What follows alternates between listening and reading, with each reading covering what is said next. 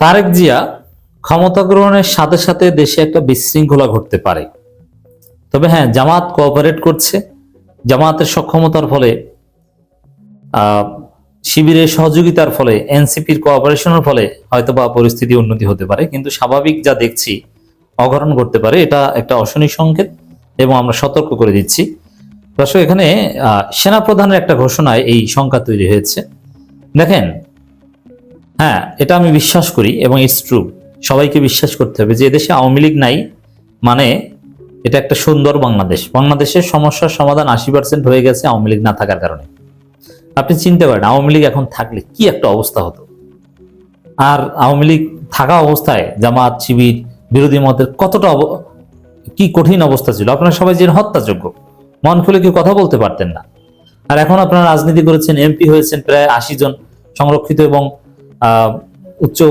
উচ্চকক্ষ মিলে আপনাদের অনেক 150 প্লাস এমপি হবে। এটা বিরাট কিছু। এটা আওয়ামী লীগ না থাকার কারণে হয়েছে। এবং বিএনপির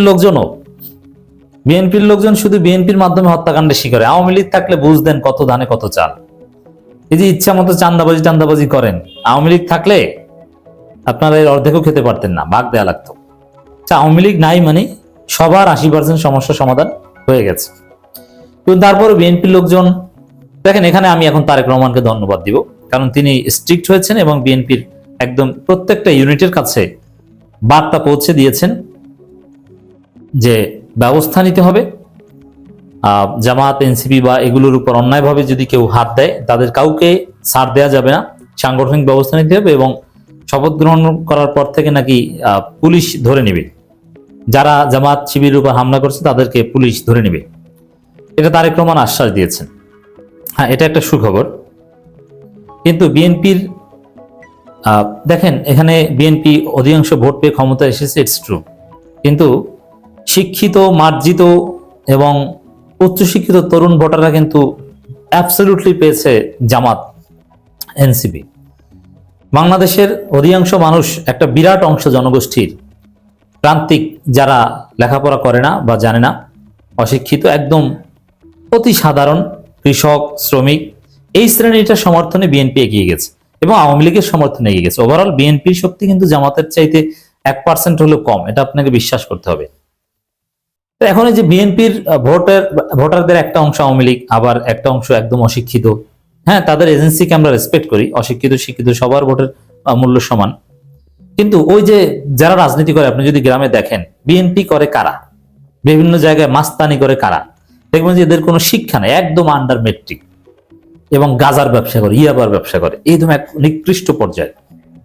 এই লোকগুলো, এরা তারেক রহমানের কল্যাণ বোঝে না। এটা বিএনপির সাংগঠনিক স্বার্থ, বিএনপির ইমেজ, বিএনপির ভালো, যে তারেক জিয়াকে দেশে থাকতে হবে, দেশ চালাতে হবে, মেয়াদ পূর্ণ করতে হবে, দেশের উন্নয়ন করতে হবে, এই সব কনসার্ন তাদের মধ্যে নাই। কারণ তারা তো অশিক্ষিত, মাদক ব্যবসায়ী।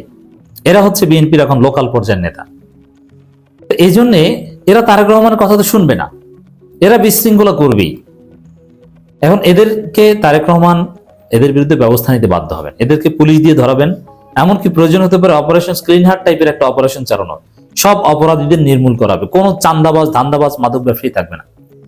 বিএনপি, আমি তো চিনি, দেশের বিভিন্ন জায়গায় চিনি যে মাদক ব্যবসায়ীরা সব বিএনপি করে। আরে ভাই, আপনার মাদক ব্যবসা তারেক রহমান ছুটেই দেবে, আপনি ওয়েট করেন। জাস্ট আমি দায়িত্ব নিয়ে বলছি, তারেক রহমান সরকার আপনার মাদক ব্যবসা পিছন থেকে ঢুকিয়ে দিবে। আপনি পারবেন না এটা করতে, আপনার ছাত্রগিরি চলবে না। এই জায়গায় যেহেতু বিএনপির, আওয়ামী লীগের নেতৃত্বের একটা বড় অংশ ছিল শিক্ষিত, অতএব শিক্ষিত লোক দলের স্বার্থ, শেখ হাসিনার স্বার্থ এটা বুঝতো, অনেকে নিজেকে নিয়ন্ত্রণ করতে পারত। আর জামাতের, এনসিপি সবাই শিক্ষিত, উচ্চশিক্ষিত। আর বিএনপির হচ্ছে যারা এই অপকর্ম করে এরা অশিক্ষিত। এরা বিএনপি, তারেক রহমান এগুলো বোঝে না, তাদের স্বার্থ বোঝে না। যার ফলে তারেক রহমান ক্ষমতা গ্রহণের পর তারা বেপরোয়া হয়ে উঠতে পারে, সম্ভাবনা রয়েছে। বিএনপি সাংগঠনিক অ্যাকশনে যে কাজ হয় না, এটা তো আমরা জুলাই আগস্টে দেখেছি, জুলাই আগস্টের পর থেকে, 24 আগস্টের পর থেকে। কারণ বহিষ্কৃত হয়েও তারা চাঁদাবাজি করে, আর বহিষ্কারকে কেউ ভয় পায় না। এখন তারেক রহমান যেটা আমাদেরকে জানিয়েছেন, জামাতকে জানিয়েছে যে তার যে রাষ্ট্রশক্তি এটা ব্যবহার করবেন এই বিএনপির অপরাধীদের দমন করার ক্ষেত্রে। অপরাধীদের ক্ষেত্রে কোনো দলীয় বিবেচনায় ছাড় দেওয়া হবে না।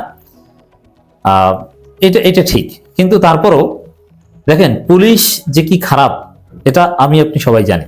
পুলিশের চাইতে নিকৃষ্ট কোনো জাত হয় না, ওরা জাত খারাপ। হ্যাঁ, এদের প্রয়োজন, পুলিশ ছাড়া একটা দেশ চলতে পারে না, একটা সমাজ চলতে পারে না, কিন্তু ওরা আসলে চরম খারাপ, ওদের খাসলত মারাত্মক খারাপ। এদের চাইতে কোনো আনস্মার্ট প্রফেশন হয় না একটা। এই জন্য যারা মোটামুটি ভদ্র এরা এইসব চাকরি করতে চায় না একটা। আর ভদ্র ঘরের মেয়েদের এখন পুলিশের কাছে বিয়ে দিতে চায় না, এরকম আমি দেখেছি। পুলিশ বিসিএস পুলিশ হলো শেষরা, বেশিরভাগই হচ্ছে এই টাইপের, এরা নির্লজ্জ দালাল হয়। এবং এই সিস্টেমটা যেহেতু একটা করাপ্টেড এবং কলুষিত, এখানে ভালো থাকা কঠিন, এটা ট্রু। হ্যাঁ, সিভিল অ্যাডমিন মানে অ্যাডমিন ক্যাডার যেটা, এটা অনেকের পছন্দ, স্মার্ট, এখানে ভালো থাকা যায় আছে, কিন্তু পুলিশ জগৎটা খারাপ।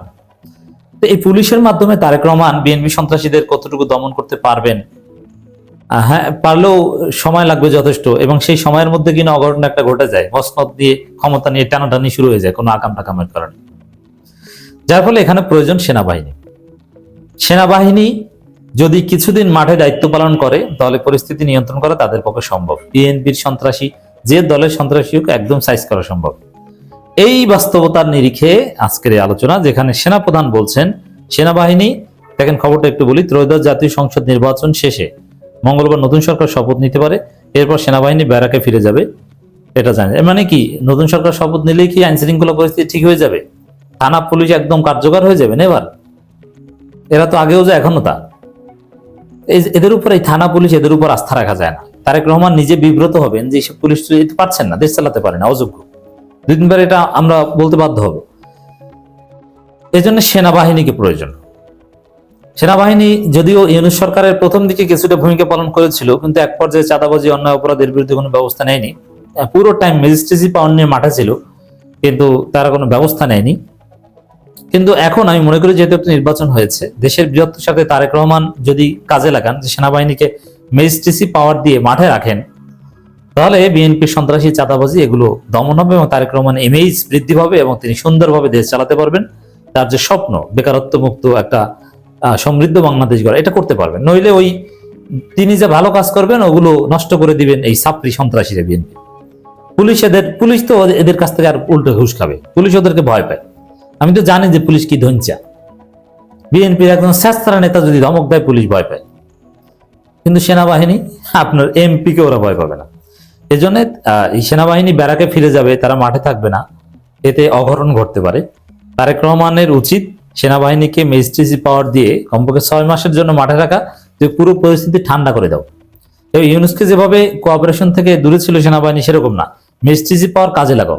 প্রত্যেকটা এলাকায় ক্যাম্প থাকবে এবং জনগণ ভুক্তভোগী হলে, জামাত, এনসিপি যে কেউ ভুক্তভোগী হলে সেনাবাহিনীর কাছে বিচার দেবে, সেনাবাহিনী এসে বিচার করবে, দেখবেন যে পুরো পরিস্থিতি ঠান্ডা হয়ে গেছে। এছাড়া পরিস্থিতির উন্নতি হবে না, অঘটন ঘটবে।